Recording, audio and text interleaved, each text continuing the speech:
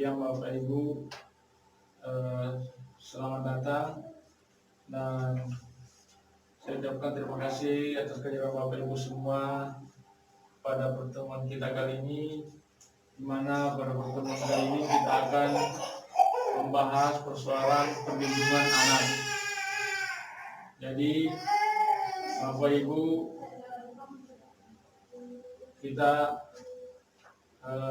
perlu memahami bahwa yang namanya anak ya pasti butuh perlindungan.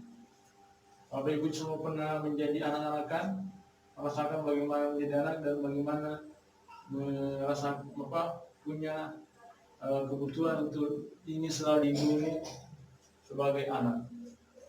Jadi perlindungan anak ini karena kenapa sudah sering kita lihat di televisi, di berita, di mana saja kejadian-kejadian banyak anak-anak kita yang tidak menerima atau tidak mendapatkan apa yang menjadi kebutuhannya sebagai seorang anak. Bahkan sudah banyak kita lihat anak-anak yang ditelantarkan, anak-anak yang mendapatkan malah sebuah kekerasan, bahkan ada anak yang dieksploitasi, diperjualbelikan dan sebagainya. Olehnya itu pemerintah sangat merasa perlu menganggap bahwa ini adalah menjadi keseriusan perhatian kita semua, agar tidak ada lagi anak-anak di sekitaran kita ini menjadi terlantar, menjadi anak yang tidak mendapatkan kebutuhan seorang anak, atau tidak lagi anak yang dieksploitasi, tidak lagi anak yang mendapatkan kekerasan, dan anak yang diperjualbelikan, trafficking dan sebagainya. Olehnya itu, Bapak Ibu perlu menjadi garda terdepan untuk bagaimana melindungi anak-anak di sekitar kita, khususnya yang terdekat adalah anak kita sendiri, anak kandung kita, anak biologis kita. Jadi dalam materi ini, dalam perlindungan anak ini, Bapak Ibu akan diberikan informasi bagaimana upaya pencegahan kekerasan dan perlakuan salah pada anak. Terus yang mana itu jenis atau contoh kekerasan pada anak. Yang sampai kita tidak tahu yang mana yang tergolong kekerasan anak, sehingga kita tidak sadar ternyata kita salah satu berkontribusi melakukan kekerasan pada anak. Dan poin selanjutnya adalah bagaimana pencegahan kekerasan di keluarga. Ini yang terdekat, kita mulai dari keluarga kita. Bagaimana anak kita dalam rumah kita itu merasa terlindungi. Dan anak-anak itu banyak. Salah satunya ada anak yang istimewa. Anak istimewa ini adalah anak-anak yang tergolong disabilitas. Itu jangan dianggap bahwa dia anak yang istimewa sehingga kita tidak mempedulikan atau tidak memberikan perhatian penuh terhadap. Justru dia lebih membutuhkan perhatian penuh bagi kita. Penelantaran dan eksploitasi terhadap anak. Nah, Ibu harus pahami bagaimana penelantaran, eksploitasi terhadap anak. Jadi selanjutnya perlu saya jelaskan upaya pencegahan kekerasan dan perlakuan salah pada anak. Upayanya adalah kita harus mengetahui apa hak-hak anak. Hak-hak anak itu adalah anak berhak untuk dapat hidup. Jadi jangan sampai ada anak yang dikubur hidup-hidup atau jangan sampai ada anak dia mati sebelum dilahirkan Bapak Ibu sekalian.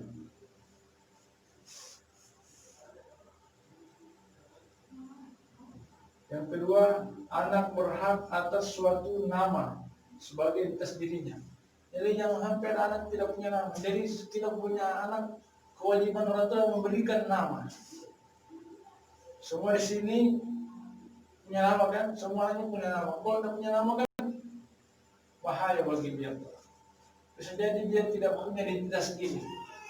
Tidak punya identitas sendiri, siapa yang ingin bertanggung jawab terhadap dirinya? Anak berhak beribadah dan beragama. Jadi anak punya kebebasan untuk beribadah. Jangan karena dia anak-anak kita menganggap dia berikan dia ruang. Jangan, dia harus sama dengan kita. Anak berhak mengetahui orang tuanya. Jangan sampai ada anak yang tidak tahu siapa orang tuanya. Coba Bapak Ibu ketika menjadi anak dan tidak mengetahui, coba gimana perasaan Bapak Ibu sekarang? Pasti sangat sedih. Olehnya itu ketika Bapak Ibu melihat itu, Bapak Ibu harus mencegah. Anak berhak memperoleh pelayanan kesehatan. Tadi kita sudah jelaskan di pertemuan sebelumnya bahwa bagaimana pelayanan kesehatan itu negara bahkan sudah menyiapkan banyak fasilitas untuk anak-anak kita bagaimana terlayani kesehatannya. Anak berhak memperoleh pendidikan. Ya, kita ini sering mendengar wajib belajar 9 tahun. Itu bagian dari kepedulian negara terhadap anak-anak kita. Anak berhak berpendapat. Makanya itu kita harus juga mendengar pendapat anak. Jangan karena anak-anak kita selalu mengabaikan apa yang dia ingin sampaikan. Anak berhak memiliki waktu yang beristirahat. Jadi jangan sampai dia anak-anak dia dimanfaatkan, disuruh-suruh dan sebagainya. Dia ada waktu untuk beristirahat. Karena dia menjadi orang yang terlemah di masyarakat sehingga dia yang tidak memiliki waktu istirahat. Jangan. Justru dia harus masih banyak beristirahat. Karena dia dulu punya tanggung jawab yang besar daripada kita. Dia harus terlayani dengan baik.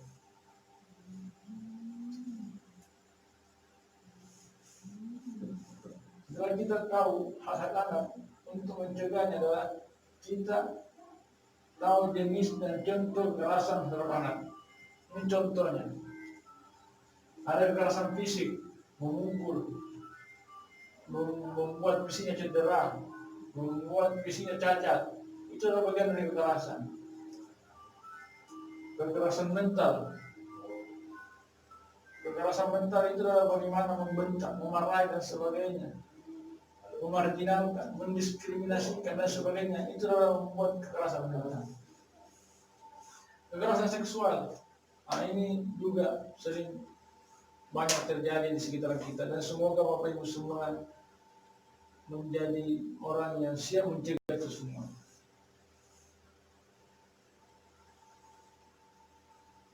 Orang tua bersikap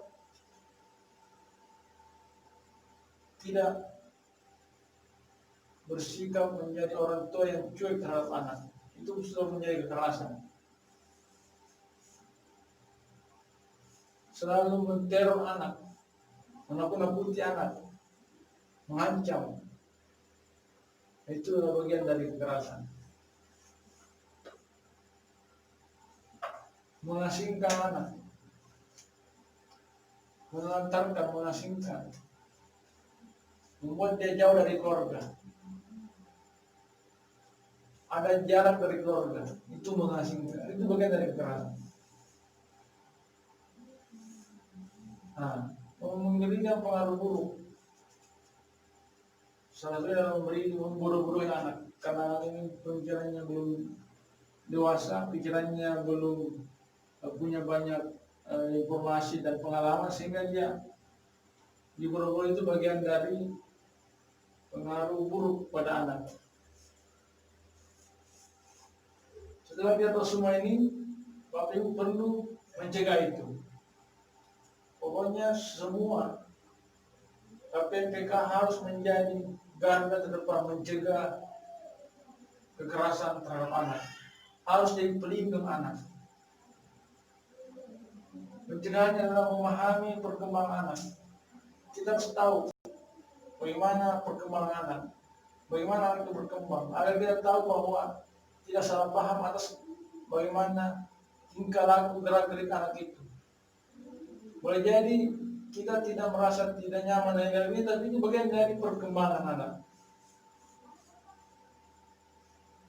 Membantu kesulitan anak. Jangan kita menganggap bahwa apa yang dilakukan anak itu tidak penting sehingga kita merasa bahwa tidak perlu dibantu. Karena wajar yang membantu, kita bisa mendidik dia memberikan contoh bagaimana kita hadir kepada orang-orang yang sulit, dan itu akan terekam dalam dirinya. Memberi pujian pada anak. Anak itu senangnya selalu puji. Pokoknya anak itu selalu ingin pujian. Seperti itu Bapak Ibu. Tidak beri julukan negatif, membuat dia minder. Tidak memberi nama yang jelek, tidak memberi gelar yang buruk, tidak memberi pakaian yang buruk, tidak memberi fasilitas yang buruk. Jadi jangan sampai anak merasa dirinya tidak terlayani, anak merasa dirinya tidak menerima hal yang perlu baik dari kita.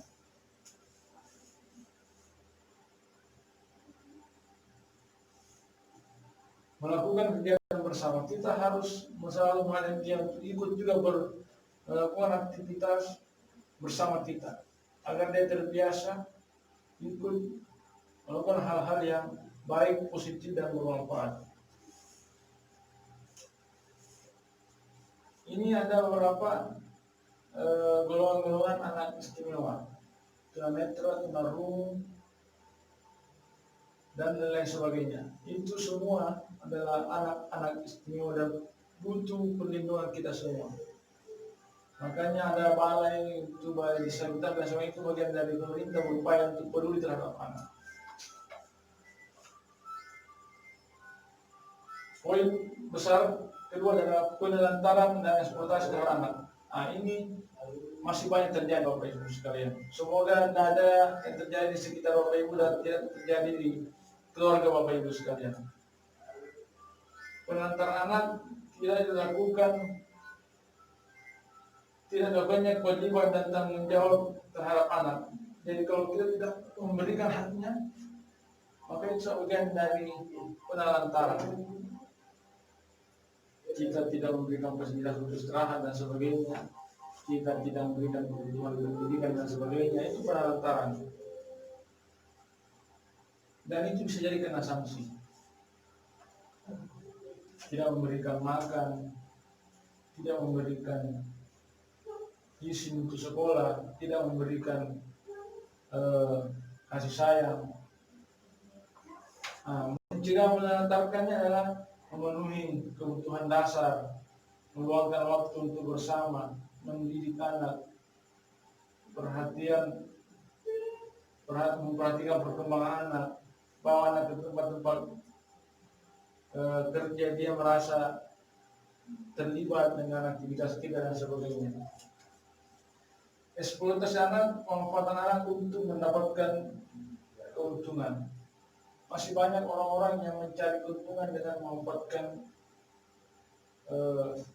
kehadiran anak-anak di sekitarnya.